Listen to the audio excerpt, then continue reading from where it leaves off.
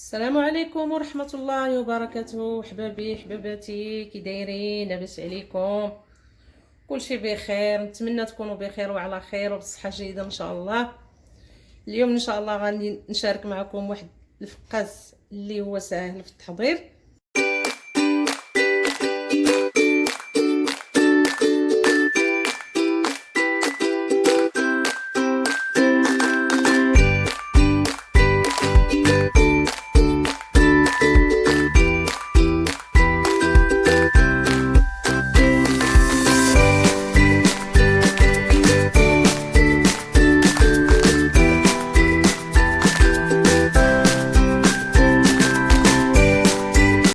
على بركة الله غادي نقدم المقادير. عندي هنا 600 غرام ديال طحين الفورس سبيسيال اللي هو ديال الحلوى. عندي هنا 2 ساشيات ديال فاني، واحد خماره حمراء. عندي هنا المعلقه ديال المربى ديال المشمش. عندي الكركاع باش غادي نعمر لاباط ديالي من الوسط. وعندي هنا 3 ديال البيضات، وحده غادي ناخذ غير ابيض البيض ديالها، غادي نخدم بها العجينه ديالي، ندهن بها العجينه. وعندي هنا نص كاس ديال الزيت النباتيه، نص كاس ديال الحليب، نص كاس ديال سنيده. بالنسبه لهاد الكاس البنات راه العلبه راه بحال العبار ديال الكاس ديال العلبه، وهذا راه كيف غير ما تعمروش حتى للفوق. حنا العلبه كنعمروها حتى للفوق، هذا كنخليوه غير الصباع، غير الصباع بالعبار. هذاك هو العبار ديال العلبه. وعندي اللوز ايفيلي، بالنسبه غادي ندير اللوز على برا ديال العجينه ديالي، غنمرمدو في هذا اللوز ايفيلي. وعندي قبصه ديال الملح، نص كاس ديال الماء ديال الزهر. وعلى بركه الله ان شاء الله غادي نبداو. بعد ما درت البيض في القصعه ديالي والملح والمربى ديال المشمش والنافع، سمحوا لي راه نسيت ما ذكرت النافع مع المقادير اللي حطيت. ودابا غادي نزيد الزيت ديالي النباتيه، غادي نزيدو نص كاس ديال الحليب. غادي نجمعوا جميع المكونات في القصعه ان شاء الله ونخلطوا المقادير ديالنا. بالنسبه للطحينه البنات راه ما غاديش تقدر تخلي لكم 600 غرام، تقدر ما تدخلهاش على حسب الدقيق، حيت كاين الدقيق كيشرب كاين اللي ما كيشربش. ان شاء الله غادي نبداو نخلطوا المقادير، عفوا غادي نخلطوهم مزيان ونرجعوا ان شاء الله. بعد ما جمعت العجينه ديالي ها هي كيفاش كتجي رطبه، ما قصحتهاش بزاف. بالنسبه للطحينه البنات راه دخلت ليا 500 غرام ديال الطحين اللي هي نص كيلو.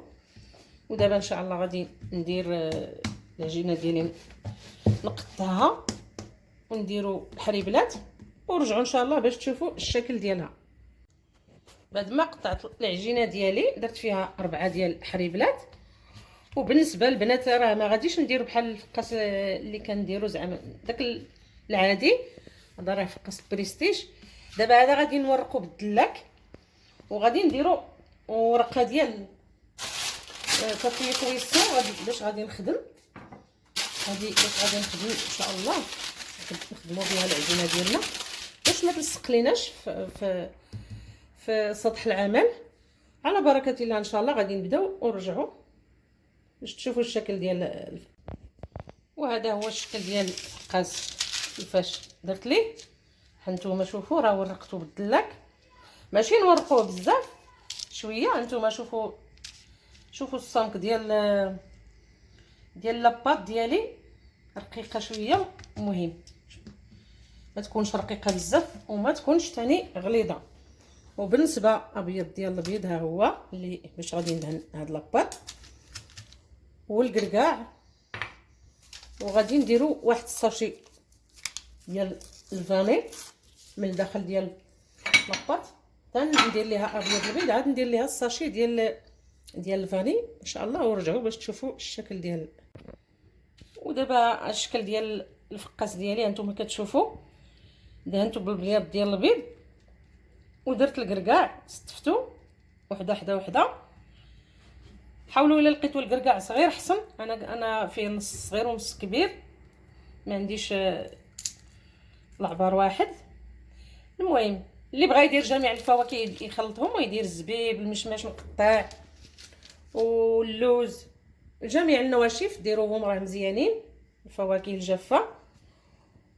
وهذا هو الشكل ديال الفقاس ديالي. ودابا غادي ان شاء الله نديرو بحال الرونو، ودردرت عليه شويه ديال الفاني، ديك الساشي اللي قلت لكم ديال الفاني، ها هي دردرتها فوق من البيض باش ما تكونش الزفوريه في الفقاس.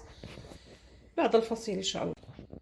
البنات هانتوما هذه درتها باللوز، راه بحال هكا غادي ديروا كلشي لجميع الفواكه الجافه الا درتوهم. وبالنسبه لهذا عمرته بالكركاع، هانتوما شوفوا الشكل ديالو كيفاش داير. راه مازال غادي ندهنو بالبيض البيض ونرش عليه اللوز ايفيلي، ها هو.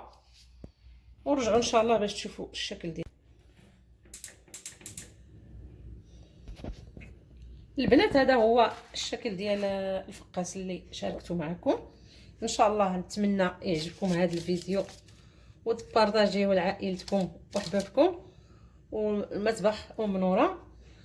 وكنشكركم بزاف البنات، ديما كتعطيوني الطاقه الايجابيه، ديما كتشجعوني، كنحبكم وكنحماق عليكم البنات.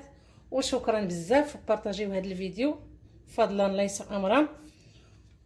ودابا غادي ندخل ان شاء الله الفقاس ديالي للفران. راه الفران انا مازال ما شعلته، غادي ندخل الفقاس للفران بارد عاد نشعل ليه العافيه. وملي غادي ندخلوا الفقاس ديالنا غادي نشعلوه على 150 درجه باش يطيب غير بالمهل. وغادي نشعلو غير لتحت والفوق حتى يطيب من التحت، عاد نشعلو الفوق. وغادي تكوه بواحد الكوردو ديال السنان باش ما يطردقش. صافي هذا هو الفقاس اللي شاركته معكم. وهذا زوين، هذا الفقاس راه بالنسبه للضياف، بالنسبه للمناسبات، راه شي حاجه زوينه وشي حاجه غاليه في نفس الوقت، كتعمريه بالكركاع وباللوز. وبالنسبه للثمن ديال هذا الفقاس البنات اللي كيبيعوا ويشريو في الحلويات، هذا راه كيدير 2400 للكيلو، حيت فيه الكركاع واللوز راه غاليين. راه كلشي دابا غلا، كلشي الناس عارفين الثمن وعارفين الاسعار. وكنتمنى ان شاء الله يعجبكم هذا الفيديو.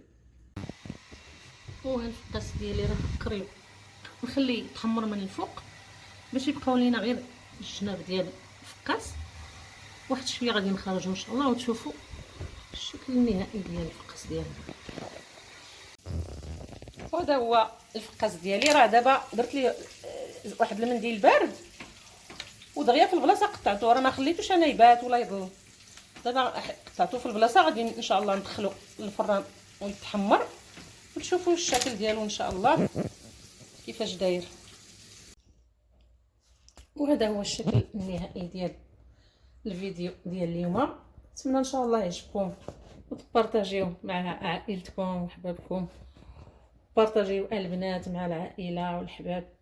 نتمنى ان شاء الله يعجبكم. هذا الفقاس راه زوين وسهل في التحضير وزوين في المذاق ديالو، اسهل ما يكون. ان شاء الله تبارطاجيو العائله والحباب. واللي يدخل عندنا البنات اللي يدخلوا عندنا جداد يضغطوا على الجرس باش ديما يوصلهم الجديد. نتمنى ان شاء الله يعجبكم الفيديو، يكون خفيف وظريف على قلبكم، على قلوبكم. والشهيه الطيبه، الى اللقاء.